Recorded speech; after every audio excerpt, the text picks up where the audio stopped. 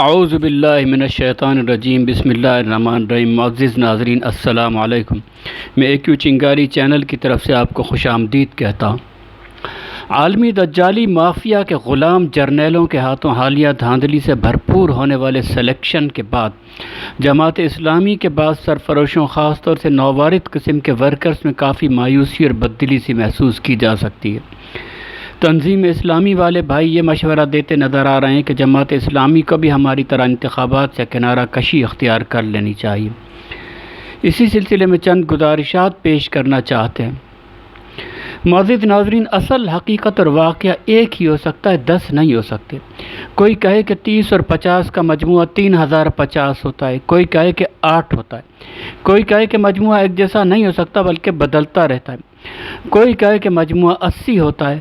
تو بے شک اختلاف رکھنے والے اپنی اپنی رائے کو درست سمجھیں اور اختلاف کو اپنا حق سمجھیں، لیکن یہ سارے درست نہیں ہو سکتے، بلکہ درست صرف وہی ایک ہو سکتا ہے جو کہے کہ 30 اور 50 کا مجموعہ 80 ہوتا ہے۔ بالکل اسی طرح دہریے کہتے ہیں کہ کوئی خالق یا اللہ نہیں ہے، عیسائی 3 خداؤں کی بات کرتے ہیں، ہندو سینکڑوں ہزاروں خداؤں کی دیوی دیوتاؤں کی بات کرتے ہیں، جبکہ کلمہ گو مسلمان صرف ایک اللہ کی بات کرتا ہے۔ اب یہ سارے کے سارے درست نہیں ہو سکتے، ان کا یہ حق تسلیم کیا جا سکتا ہے کہ اپنی اپنی رائے اور عقیدہ رکھیں، مگر یہ سارے درست نہیں ہو سکتے۔ اگر دہریہ درست ہے تو باقی سارے غلط ہیں، اسی طرح کلمہ گو مسلمان درست ہے تو پھر باقی سارے درست نہیں ہو سکتے۔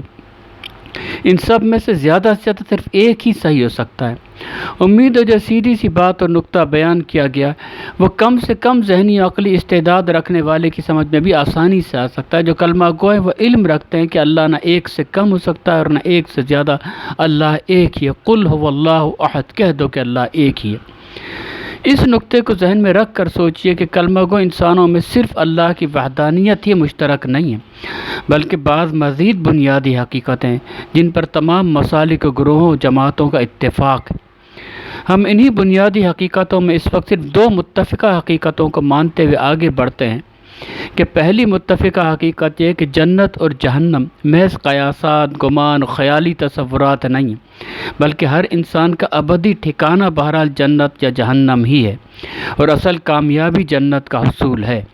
اس حقیقت کو قرآن نے نہ صرف جا بجا کھول کھول کر بیان کیا ہے، ہر سچا کلمہ گو اس حقیقت کو دل سے تسلیم کرتا ہے۔ دوسری متفقہ حقیقت یہ کہ مسلمانوں کی جماعتوں اور گروہوں میں سے صرف وہی حق پر ہیں جو اللہ کے دین کو قائم، غالب اور حکمران بنانے کے لیے مجتمع ہوئے ہیں۔ باقی سب کے نزدیک اللہ کے دین کے قیام اور نفاذ شریعت کی اگر کوئی اہمیت ہے بھی تو ثانوی حیثیت ہے۔ اولین اہمیت اپنے اپنے دنیاوی اہداف کے لیے عہدوں، اقتدار اور وزارتوں کا حصول۔ اگر آپ ان 2 سادہ سی تمام کلمہ گو انسانوں میں متفق حقیقتوں کو معیار مان کر ان کی روشنی میں پاکستان کی تمام سیاسی و مذہبی جماعتوں پر نگاہ ڈالیں تو جماعت اسلامی ہی وہ سب سے بہتر جماعت نظر آتی ہے جو ان دونوں معیاروں پر پورا اترتی ہے۔ لہٰذا آخرت کی کامیابی کا سب سے زیادہ بلکہ یقینی حد تک امکان بھی جماعت اسلامی کا ہی بنتا ہے۔ اس کے برعکس نون لیگ، زرداری کی جماعت، MQM، ANP، یہاں تک کہ فضل الرحمان صاحب اور ان کی JUI تک، ان سب کا جماعت بنانے کا مقصد ہی نہ تو اللہ کے دین و شریعت کا قیام و نفاذ ہے اور نہ ہی ان کے نزدیک آخرت کی کامیابی اور خود کو جہنم کی آگ سے بچا لینا ہی اصل کامیابی ہے۔ انہیں وزارتیں، عہدے، دولت، غیبی امداد سب کچھ دنیا میں چاہیے، جو انہیں مل بھی رہا ہے۔ عمران خان صاحب کی بات کی جائے، اگر مدینہ کی ریاست میں واقعی مخلص ہوتے تو اپنے دھرنوں اور جلسوں میں ہونے والی فحاشی، عریانی اور بے پرد ڈانسوں کا کوئی نہ کوئی نوٹس لے چکے تھے۔ وہ اتنے معصوم بھی نہیں ہیں کہ ان فحاشی اور عریانی کی حرکتوں سے ناواقف ہوں، اپنی ساری جوانی یہی حرکتیں اچھی طرح کر کر کے ہی گزار چکے ہیں۔ ایسا بھی نہیں کہ انہیں یہ بھی پتہ نہ ہو کہ اسلام میں اور مدینہ کی ریاست میں فحاشی و بے پردگی کا کوئی کام نہیں ہوا کرتا، پھر بھی وہ اس کو منافقانہ خاموشی سے دیکھے جا رہے ہیں۔ میڈیا کے اوپر، موبائلوں کے اوپر فحش مواد نے اس نسل کے لڑکوں اور خاص طور سے لڑکیوں کے جذبات کو جن سے مخالف کی کشش میں بہت اجاگر کر دیا ہے۔ عمران کے جلسوں اور دھرنوں میں ان کے پہنچنے کا بڑی حد تک مقصد ہی یہی بن کر رہ گیا ہے کہ جن سے مخالف کی قربت کے زیادہ سے زیادہ مواقع حاصل ہو سکیں، اور جلسوں میں بے پرد لڑکیوں کے ڈانس اسی بے باکی اور فحاشی کو مزید بڑھاوا دیتے ہیں، جیسا کہ لڑکا کہہ بھی رہا ہے۔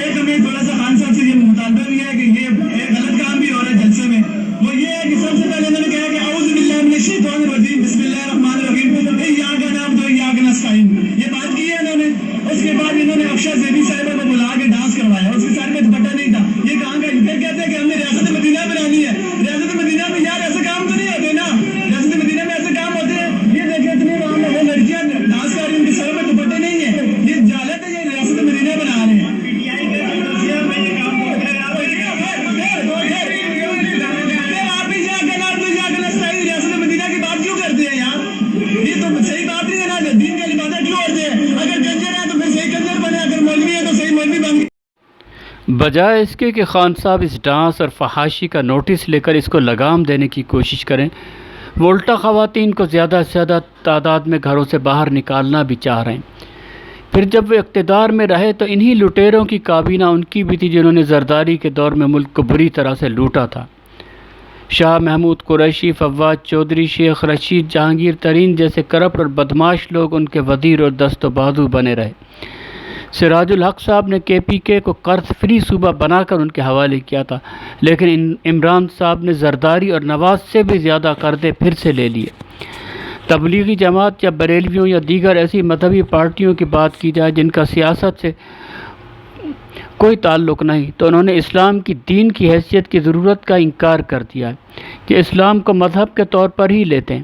ہاں، لفظ دین کا استعمال کرتے ہیں، لیکن اپنی پوری زندگی اسلام کو بطور شخصی مذہب کے ہی برتنے کے مشن پر معمور رہتے ہیں۔ یعنی ان کے نزدیک اسلام کو بحیثیت دین قائم اور غالب حکمران بنانے کی کوئی بھی ذمہ داری یا فرض ان پر عائد ہی نہیں ہوتا۔ اللہ کی شریعت نافذ ہے یا ساقط ہے، ان سے کوئی غرض ہی نہیں۔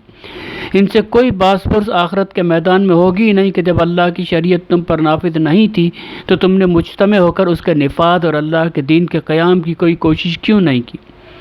اگر رائے بند سے لاکھوں لوگ سر پہ کفن باندھ کر اداروں کا گھیراؤ کر لیں اور مطالبہ کر دیں کہ شریعت یا شہادت، تو کیسے مقتدر طاغوتی قوتیں اسلام کو نافذ کرنے پر مجبور نہیں ہو سکتی؟ لیکن افسوس، تبلیغی جماعت والوں کا دین صرف 6 فٹے مسلمان بنانے والا دین ہے، جسے اللہ کے مغلوب دین اور ساقط شریعت سے کوئی لینا دینا ہی نہیں ہے۔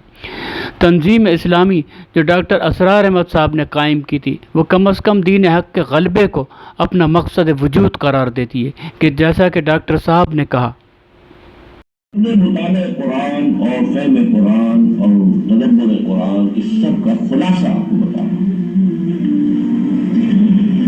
اگر دین حق مغلوب ہو اور باطل اور طاغوت غالب ہو، اولین فرض عین اس طاغوت کو ختم کر کے اس کے غلبے کو توڑ کر اللہ کے دین کو غالب کرنے کی جدوجہد کرنا اصل اور پہلا اور فرض عین۔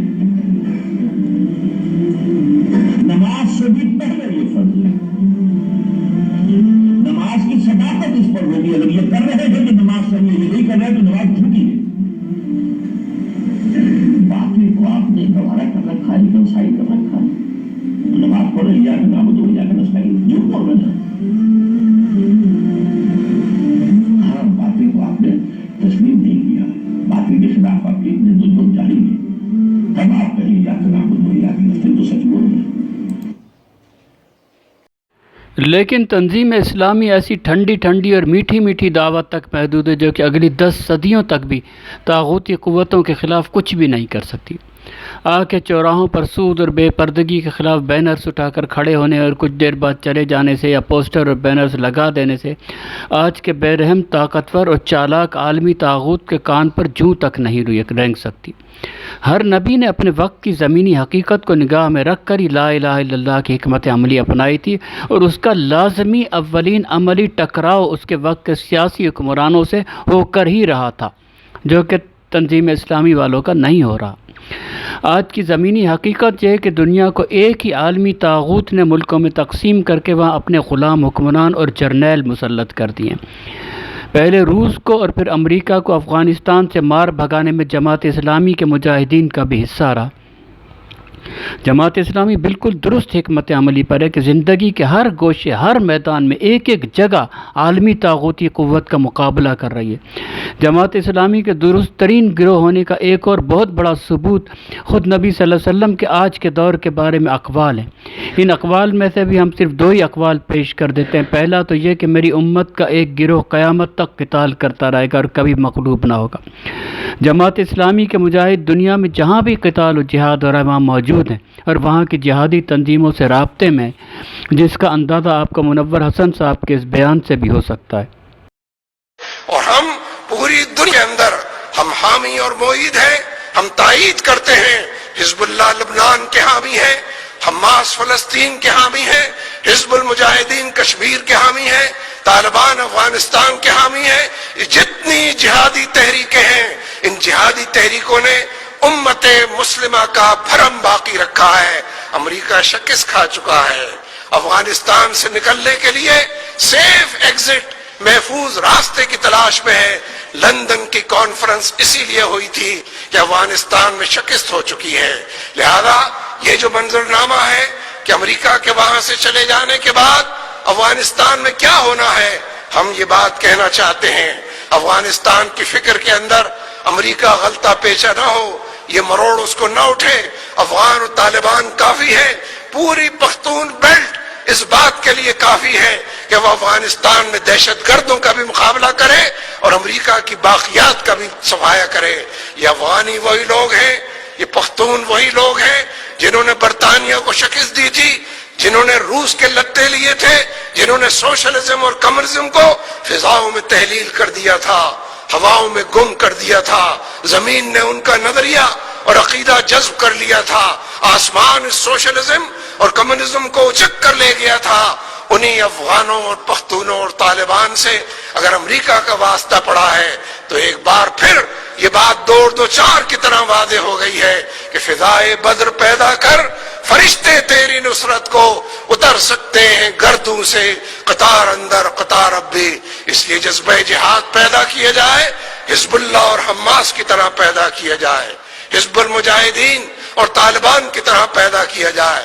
اس جذبہ جہاد میں زندگی ہے، لاکھوں ٹن بارود کی برسات، اتنا بارود افغانستان پر برسایا گیا ہے کہ اس کے نتیجے میں پورے افغانستان کی آبادی کو 100 مرتبہ مر جانا چاہیے تھا، لیکن اگر وہ زندہ ہیں تو اس بات کا ثبوت پیش کر رہے ہیں کہ گولہ بارود سے نہیں مرا کرتے، گولیوں کی بوچھاڑ سے مسلمان نہیں مرا کرتے، جب موت آتی ہے تو اپنے ہی بستر پر اور گھر کے اندر بھی مر جاتے ہیں۔